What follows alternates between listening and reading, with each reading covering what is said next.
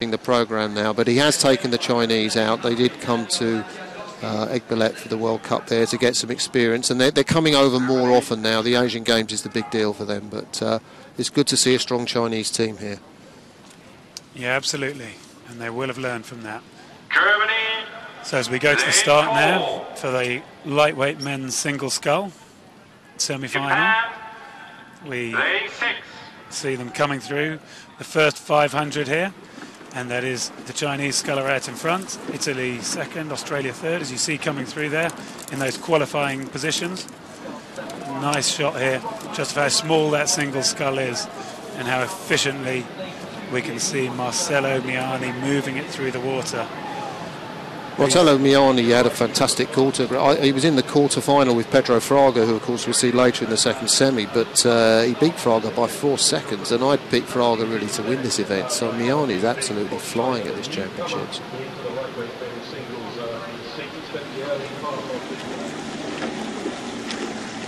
And now we go on board with the Chinese sculler Yingbin Zhao, and we see quite high rating at 35 strokes a minute.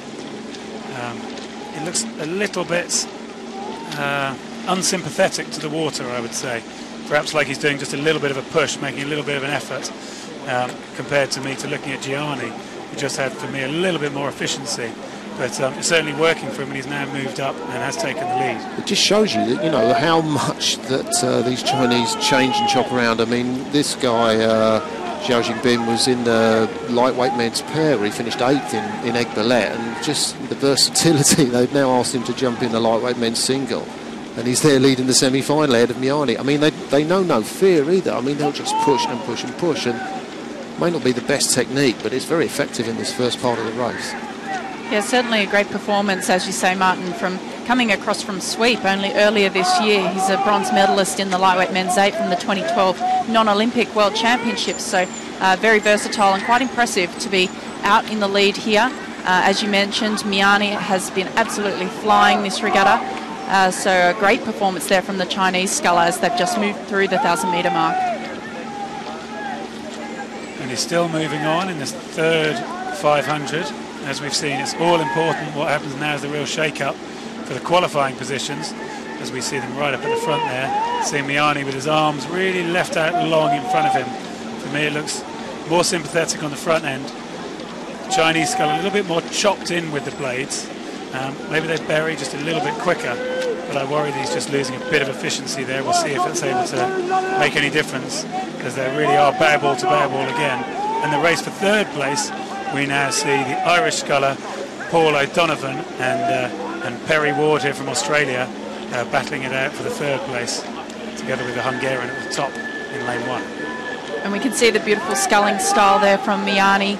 He's looking very confident. He's locked together with the Chinese sculler. It's almost as though they know that they're both safe and no one's really going to bite the bullet here. It looks like either could really kick it into gear, but I think probably Miani is starting to look like the superior sculler as we come to the fourth 500. We're approaching the 1,500-metre mark now, and you can see his bow ball just starting to creep out to almost a canvas over the Chinese sculler.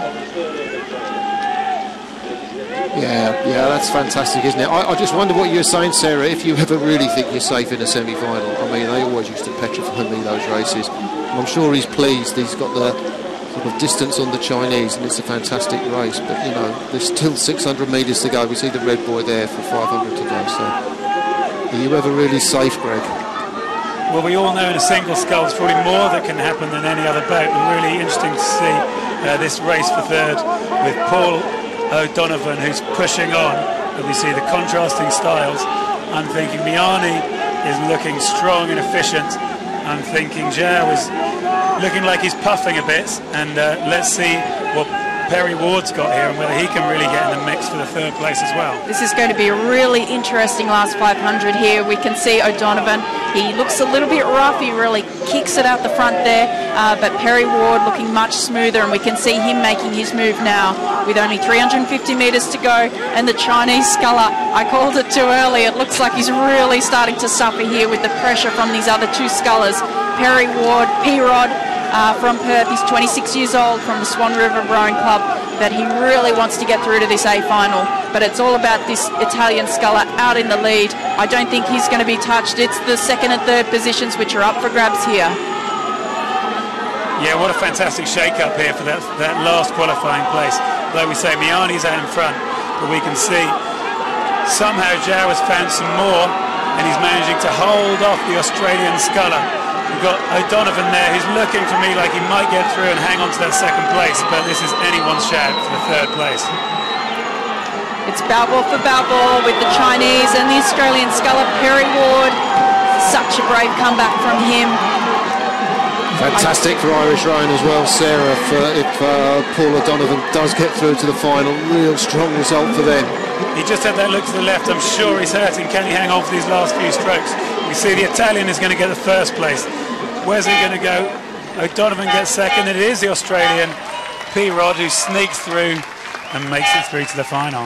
Now, what did I tell you about those semi-finals? You can't read them, can you? I tell you, I've been watching racing here yesterday. I saw the New Zealand lightweight men's double with Bondi's brother, and they blasted out, and they, for all the world, looked like they were going to win the race, and they finished off the back and didn't qualify. And I think people are going out quick in these races. Talked to Nick Purnell, and he kind of had his race instruction, the Australian sculler, and he was going stroke for stroke with Mahe Drysdale, because you hear at the Worlds. And I think, you know, maybe it's a rush of blood to the head, or you feel that you're going well, and perhaps you need to stick on the pacing that's going to get you the qualifying position rather than try and lead the race at halfway, which is what the Chinese Zhao Jingbin did, and he's learned from that. Well, I think that's right. And I remember when I raced the single scull, coached by Harry Mahon, the legend who coached so many people to such great success. And what he always said to me when I raced the single, I used to talk about a race plan, and he said to me, a race plan is like a bag of tricks.